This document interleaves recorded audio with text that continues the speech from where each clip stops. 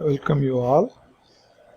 Today we will see about the insulators and cables. So we will just see the very important aspects of insulators, and if time permits we will discuss about the cables, right? So first thing is types of insulators. You have this many types of insulator: pin insulator, suspension type insulators, stray insulators, shackle insulators, and stay insulators, right? So pin type insulators, and these are the pin type insulator. You just go through it, and the main thing is pin type insulators are used for the electric power voltage up to 33 kV. So that is another important thing. Beyond the operating voltage 33 kV, too bulky, and hence it is uneconomical. So up to 33 only your pin type insulator can be used. And with respect to the suspension type insulators, for high voltage that is greater than 33 kV, it is usual practice to use the suspension type insulators. And each unit of disc is designed for the low voltage, say 11 kilovolt.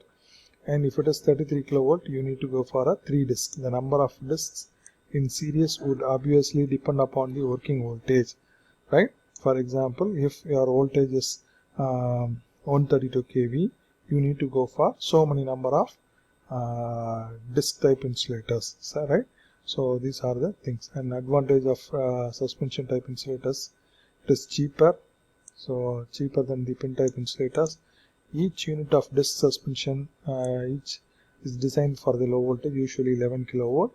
So depending upon the working voltage, you can multiply the number of discs, and if any one disc is damaged, you can replace that alone. So these are the major advantages of your disc type insulators. And with respect to the strain insulators, when there is a dead end, so you need to understand here, dead end of the line, or when there is a corner or sharp curve, and that position alone, the line is subjected to the greater tension. So line is subjected to the greater tension or excessive tension, and in that time you need to go for the strain type insulators.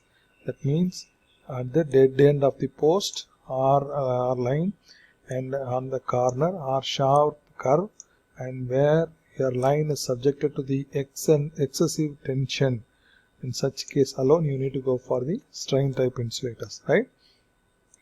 And however, for the high voltage transmission lines, the strain insulator consists of an assembly of suspension insulators as shown in the figure. So like this, you need to arrange the strain insulators. And shackle insulators, and this was used in the early days. Insulators were used in the as a strain insulators.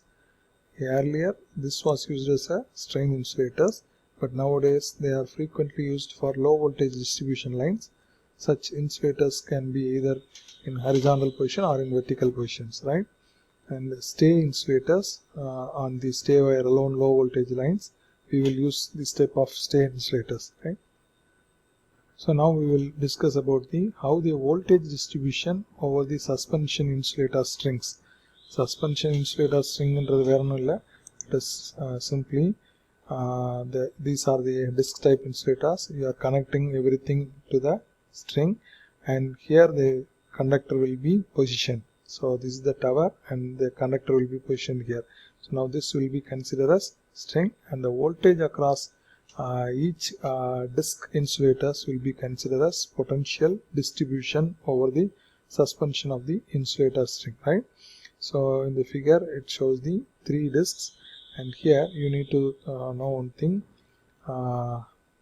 This will be considered in terms of this type of capacitance. This disc will be considered as capacitance, and this capacitance C will be call it with the name of mutual capacitance or self-capacitance. Mutual capacitance or self-capacitance. That means the pro-serine portion of the each disc is the in between two metal links. So there will be a 2 metal links. This line and this line is a metal link. In between there will be a pro-serine, and that will be equated to an capacitance, and that capacitance will be called to the name of mutual or self-capacitance, right? And another capacitance is in the actual practice, capacitance also exists between the metal fitting of each disc and tower or earth. So that is also another capacitance, and this will be known as shunt capacitance. In the metal fitting in the tower in between capacitance, and that will be considered as C1, and C1 is nothing but shunt capacitance, right? So now with this so what we can say, self capacitance and shunt capacitance, how the voltage will be distributed. Obviously the main thing is, obviously the disc nearest to the line conductor will have the maximum voltage. So that you need to understand here. The disc nearest to the line conductor will have the maximum voltage. In the mari conductor in the voltage across this first disc will be maximum, and this will be very next, and this will be very less, and V1 will be less and V3 will be maximum. That is very important, right? The voltage impressed on the string of suspension insulator does not distribute itself uniformly across the individual disc due to the presence of shunt capacitance. Idhula or charging current, idhula or charging current, idhula or charging current irukadanaala all the capacitance may not have the equal amount of, must not have the equal amount of voltage, one differ agum. So now we will see about the string efficiency.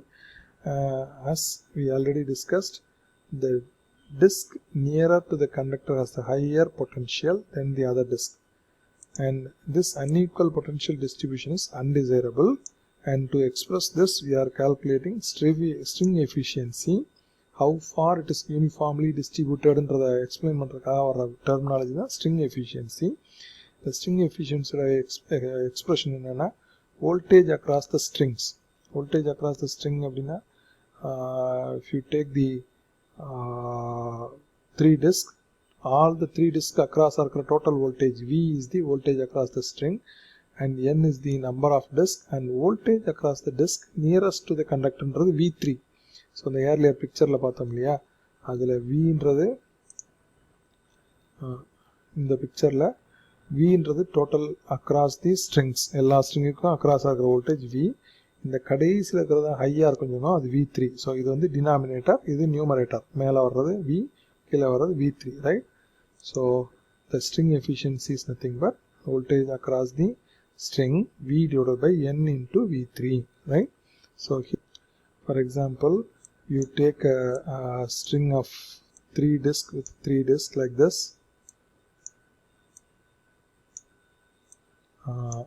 I could not draw easily, but all the discs should be on the equal size, right?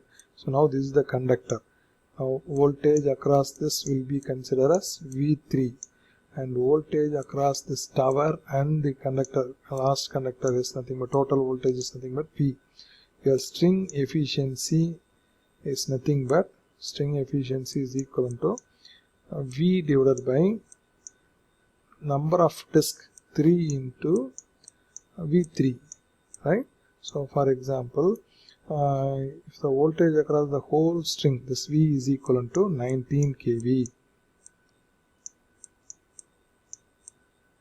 and voltage across the bottom unit V3 is equal to 7 kilovolt, and then you can calculate 19 divided by 3 into 7, which gives 21.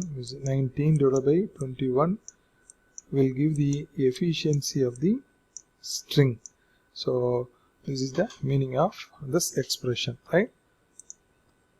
And for this there is a mathematical expression.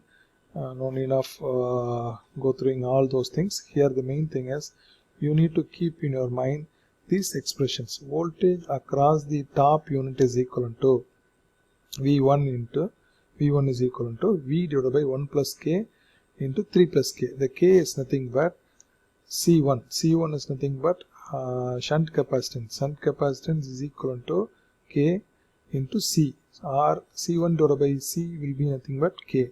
Self capacitance.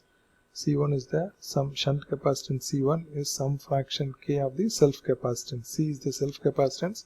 C1 is the shunt capacitance. The rendu kadalukku ratio vandu K, and V divided by 1 plus K, 3 plus K is nothing but voltage at the top unit. Voltage at the second unit V2 is equal to V1 into 1 plus K. V1 றது first unitல இருக்கிற voltage. Voltage across the third unit from the top V3 is equal to V1 1 plus 3k plus k square. இந்த voltage தெரியும், right? So these are the things it is important in this respect. Now we will see the few important things related with methods of improving string efficiency. String efficiency எப்படி improve பண்றது? For that you can go for 3 or 4 methods. One is by using the long cross arm. Long cross arm means in the distance long cross arm கொடுக்கும்போது you can change the value of string efficiency will be improved. That means the numerator and denominator both are almost equal. That means the voltage across each disk is try to almost closer. In such a way you can make it as another thing is by grading the insulators. That means insulator of different dimensions are chosen that each has the different capacitance. In the disk vera, in the disk vera size, in the disk vera size. Likewise, when you choose the capacitance, that is self capacitance will differ, and that will make the voltages equal. Nama intention enna ella voltage almost equal ah kondu varadhukku da intention. So adukku the grading of insulators is another method.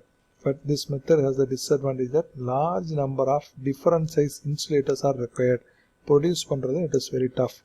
However, which gives the good results can be obtained using this method, right? And another thing is by using a guard rings. By using a guard rings, this type of conductor arrangements will be provided, and which introduce one more capacitance C3, and that capacitance will be added to the potential distribution. So a potential distribution, and that will be considered as C2 or C3 something, C2, right? And which makes the potential across all the insulators as equal, right? So that is the third way. Now we will see the insulator failure causes. What are all the causes for the insulators failures? One is cracking in the insulators, so the mechanical cracks, and another is defective insulation material. Materially there is a porousness in the material defective manufacture ஆகுது, and that is another way is porosity of the insulation material, and improper glassing, that is coating, porcelain coating வந்து ப்ராப்பரா இல்லாம இருக்கிறதுனால வர்றது insulation improper glassing. Flashover across the insulators. If the flashover occurs, insulator may be overheated with which may ultimately results into the shattering it. அதனோட breakdown ஆகும். So mechanical stresses on the insulators. These are the reasons for breakdown of the insulators, right? And this and all not required. So in addition to this, we will discuss about the desirable properties. Desirable properties of the insulators. So அப்படினா insulators இருக்கிற மெட்டீரியலுக்கு என்னெல்லாம் property தேவை, right? Properties அதில் first வந்து என்னென்னா, இப்போ தான் நம்ம ஃபால்ட்டு பார்த்தோம் இல்லையா, அது மாதிரி இதில் high mechanical strength, high mechanical strength. So அப்போ தான் பிரேக் டவுனாக அவாய்ட் பண்ண முடியும். High mechanical strength and high electrical resistance. Second வந்து high electrical resistance, simple high R எழுதுறேன். High relative permittivity, that is here epsilon இருக்கு இல்லையா, high relative permittivity, அந்த மெட்டீரியலோட relative permittivity should be very high. And நாலாவது வந்து நான் porous. இப்போ இந்த ஃபால்ட் எல்லாம் எதனால வருதோ அதெல்லாம் வராமல் இருக்கணும்னா இதெல்லாம் இருக்கணும், porous, non-porous. And fifth one வந்து high ratio of puncture strength to flashover. நிறைய voltage flashover பண்ணாலும் பஞ்சர் ஆகக்கூடாது. So these are the desirable properties of your insulators. So hope you will see the remaining thing in the next video. Insulators. Thanks for watching. I will give the few more important things in the consecutive videos.